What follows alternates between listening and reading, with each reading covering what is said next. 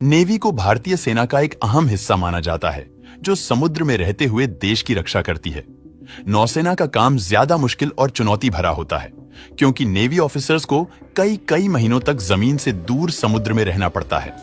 इस दौरान कई बार अफसर पनडुब्बी में सवार होकर समुद्र की गहराई में चले जाते हैं, ताकि दुश्मन देश की सेना पर नजर रखी जा सके।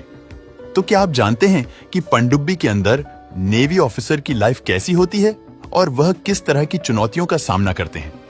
वैसे तो नौसेना अंतरराष्ट्रीय जल में ज्यादातर समय पानी के ऊपर जहाज में रहकर ड्यूटी देती है, लेकिन कई बार नौसेना के सैनिकों को पनडुब्बी में सवार होकर पानी की गहराइयों में जाना होता है। ऐसा किसी मिशन या फिर खुफिया जंग के दौरान किया जाता है, जब दुश्मन देश के हमले और घुसपैठ का खतरा ज्यादा रहता है। लेकिन पनडुब्बी के अंदर अंडर वाटर रहना बिल्कुल भी आसान नहीं होता है, क्योंकि सैनिकों को कई कई दिन या महीनों तक सूर्य की रोशनी और बाहरी माहौल को देखे बिना रहना पड़ता है। ये बिल्कुल ऐसा ही है जैसे किसी इंसान को बंद कमरे में छोड़ दिया जाए। ऐसा ही हाल पनडुब्बी में रहने वाले नेवी ऑफिसर्स का होता है, जो समुद्र की गहराई में इतने नीचे पहुंच जाते हैं कि वहां तक सूर्य की रोशनी भी नहीं पहुंच पाती है। पनडुब्बी के अंदर सैनिकों को दिन और रात में फर्क पता नहीं चलता है। हालांकि इलेक्ट्रिक आइटम्स और अपडेट की वजह से उन्हें यह पता होता है कि अभी सुबह हो रही है या रात। लेकिन सैनिक इस बदलाव को अपनी आंखों से नहीं देख पाते हैं और ना ही महसूस कर पाते हैं, जबकि उन्हें कई कई हफ्तों तक सूर्य की रोशनी तक नहीं मिल पाती है। कई ऑफिसर्स को सूर्य की रोशनी ना मिलने की वजह से विटामिन डी की कमी हो जाती है, जिसकी वजह से वो कमजोर महसूस करते हैं या फिर बीमार हो जाते हैं। लेकिन नेवी ऑफिसर्स के लिए शारीरिक समस्या ही एक परेशानी नहीं है, बल्कि उन्हें पनडुब्बी में रहने के दौरान बहुत ही कम स्पेस मिलता है। पनडुब्बी का आकार लंबा होता है, जिसमें बेहद कम चौड़ाई होती है। एक पनडुब्बी के अंदर एक समय में 100 सैनिक तक ठहर सकते हैं, जिसमें उनके सोने के लिए बेड से लेकर रसोई, वॉशरूम, ऑफिस और पनडुब्बी को संचालित करने वाला कैमरा होता है। इस वजह से पनडुब्बी में बहुत ही कम स्पेस होता है, जबकि अंदर बिल्कुल सीधा और पतला रास्ता होता है।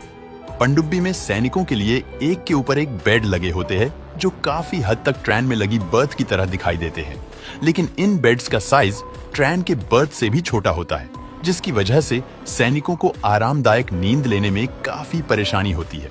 हालांकि ट्रेनिंग के दौरान सैनिकों को मानसिक और शारीरिक रूप से इतना कठोर बनाया जाता है कि उन्हें कम स्पेस और आरामदायक बेड ना होने के बावजूद भी नींद आ जाती है, जबकि सैनिक बिना किसी शिकायत के पनडुब्बी में महीनों तक काम करते रहते हैं। दूसरी किसी भी वाहन के विपरीत पनडुब्बी में काफी ज्यादा गर्मी होती है। बहुत से सैनिक ठंडक पाने के लिए मिसाइल या बम रूम में चले जाते हैं, जहां विस्फोटक पदार्थों को ठंडा रखने के लिए कूल टेम्परेचर होता है। पनडुब्बी में हर सैनिक अपनी शिफ्ट में काम करता है, जिसकी वजह से यहां दिन रात सैनिकों की चहल पहल रहती है। इस वजह से नेवी ऑफिसर्स 24 घंटे में से सिर्फ 4-5 घंटे ही सो पाते हैं, जबकि बाकी के घंटों में वो अपनी ड्यूटी पूरी करते हैं और खाना पीना खाते हैं। पनडुब्बी में रहने के दौरान रोजमर्रा के काम जैसे फ्रेश होना, ब्रश करना या फिर नहाना काफी चैलेंज भरा होता है, क्योंकि हर सैनिक को बाथरूम ब्रेक के नाम पर सिर्फ 4-5 मिनट ही मिलते हैं। ऐसा इसलिए होता है क्योंकि पनडुब्बी में टॉयलेट की संख्या कम होती है और सैनिकों की संख्या ज्यादा, तो ऐसे में सैनिकों के बीमार पड़ने या फिर बैक्टीरिया के संपर्क में आने के चांस काफी ज्यादा होते हैं, जिससे बचने के लिए नेवी ऑफिसर की यूनिफॉर्म को खास तरह के केमिकल के साथ तैयार किया जाता है। ये केमिकल बाहरी बैक्टीरिया को सैनिकों की त्वचा तक पहुंचने नहीं देता है, जिसकी वजह से सैनिक कई दिनों बिना नहाए रह सकते हैं और उन्हें खुजली, दाने और इन्फेक्शन जैसी समस्याएं नहीं होती हैं।